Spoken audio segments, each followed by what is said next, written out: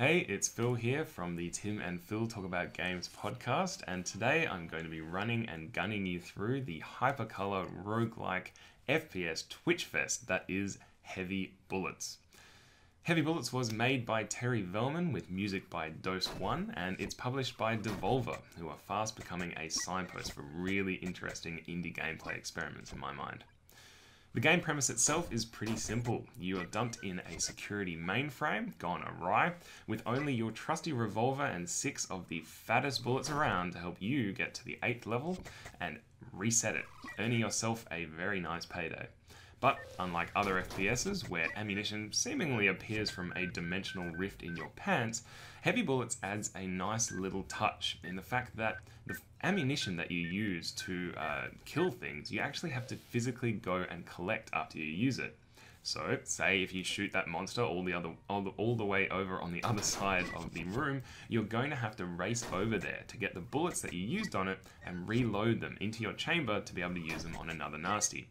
It's kind of like using a bow and arrow and having to pick up the arrows, but the fact that it's a gun means that the action can be a lot more fast-paced, without having to consider all those boring factors like wind and parabolic trajectories. Plus, it fits thematically. If there's one thing that Heavy Bullets has, it's a strong sense of style. If I had to put it into words, it'd probably be, whoa. Because everything in this game, from the walls to the enemies to the sparse foliage that's dotted around the place, looks like you've just dropped a tab and tripped into the light fantastic. Thankfully, it's not as busy and distracting as an acid trip might be. Instead, the hypercolor walls do a really good job highlighting enemies, which are mostly written in black and grey. And it's that thing of providing instantly recognizable silhouettes, which Valve did so well in Team Fortress 2, so that every time you turn a new corner in the rainbow labyrinthine corridors, you know right away where to point your barrel. The audio design of the game is definitely worth a mention. Not only is the music excellent, which I've come to expect from Devolver thanks to the very good Hotline Miami soundtrack, but the audio cues work really well.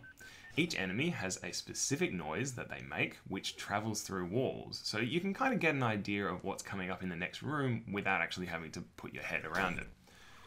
Finding coins and bullets might have been made a bit of a chore if they were just lying around, but not only do they jump up at you like landed trout, they also make distinct little clinking noises. So you know when you're leaving a room and you hear one of those noises go off behind you, it's time to turn around and make sure you haven't left anything lying around which might be useful in the future.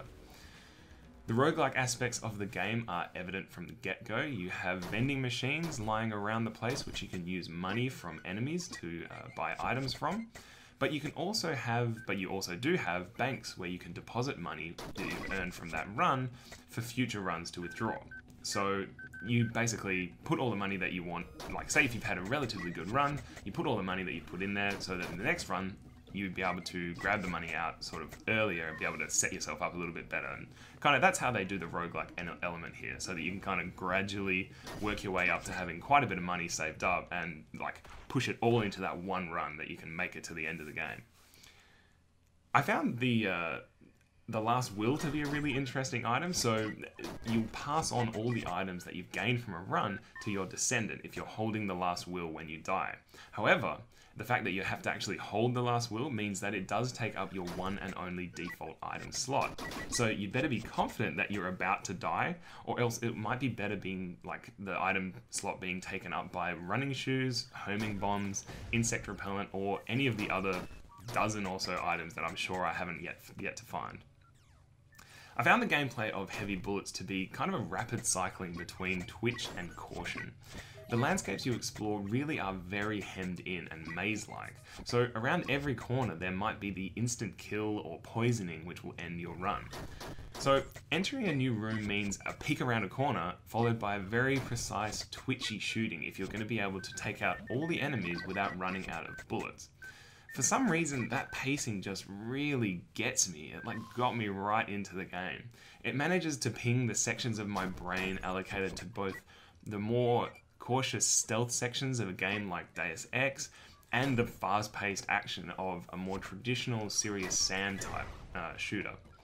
There's definitely a feeling of getting into the flow of the game, of grooving to its particular, really tripped out staccato rhythm. Overall, I can't really recommend Heavy Bullets enough.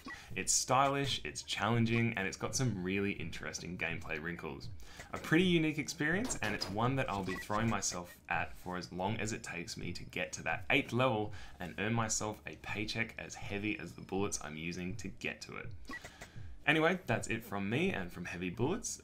If you want, as per usual, you can find us at our website, which is timandphil.com. That's Phil with 2 L's. Or facebook.com/timandphil. And again, with the 2 L thing. I don't know why I insist doing that, but it's important to me for some reason. Anyway, you can subscribe to our channel here if you want more reviews like this. Otherwise, maybe check out the iTunes store to be able to subscribe to our podcast for free. Anyway, that's it from me, and yeah, we'll see you next time.